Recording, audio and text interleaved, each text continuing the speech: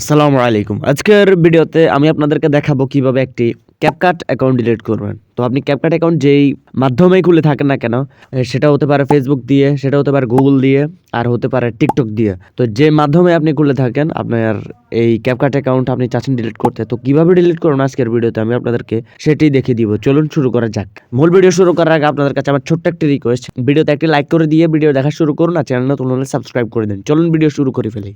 সবার প্রথমে আমাদেরকে CapCut অ্যাপসটি ওপেন করে নিতে হবে। তো আমি CapCut অ্যাপসের মধ্যে প্রবেশ করতেছি। তারপরে আমাদেরকে ডান পাশে নিচে প্রোফাইলে ক্লিক করতে হবে, যেখানে মি লেখা আছে। তো এখানে ডান পাশে একদম উপরে সেটিংসে ক্লিক করবেন। তারপরে এখানে ম্যানেজ অ্যাকাউন্ট, এখানে ক্লিক করে দিবেন। তো ম্যানেজ অ্যাকাউন্টে ক্লিক করার পরে এখানে নিচে দেখতে পাচ্ছেন ডিলিট অ্যাকাউন্ট, এখানে ক্লিক করে দিবেন। তো এখানে ক্লিক করার পরে একটু লোড নিবে, তো এখানে একটু অপেক্ষা করুন আপনারা। তো এখানে কন্টিনিউ অপশনে ক্লিক করে দিবেন। এটা এখানে ভেরিফিকেশন চাচ্ছে, এটা অটোমেটিক হয়ে যাবে।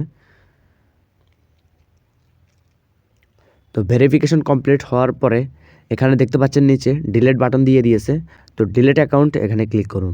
এখন আপনার CapCut অ্যাকাউন্ট ডিলিট হয়ে গেছে পার্মানেন্টলি। তো এভাবেই আপনি আপনার CapCut অ্যাকাউন্ট ডিলিট করতে পারেন সারা জীবনের জন্য। ভিডিও কেমন লাগলো অবশ্যই কমেন্ট করে জানিয়ে দিবেন। আবারও বলছি, ভিডিও দেখে একটু উপকৃত হয়ে থাকলে ভিডিওতে একটি লাইক করে দিবেন। চ্যানেলে নতুন হয়ে থাকলে দয়া করে সাবস্ক্রাইব করে দিবেন। সকলে ভালো থাকবেন, সুস্থ থাকবেন, আপনাদের মঙ্গল কামনা করে আজকের জন্য বিদায় নিচ্ছি। আল্লাহ হাফেজ। আসসালামু আলাইকুম ওয়া রাহমাতুল্লাহি ওয়া বারাকাতুহু।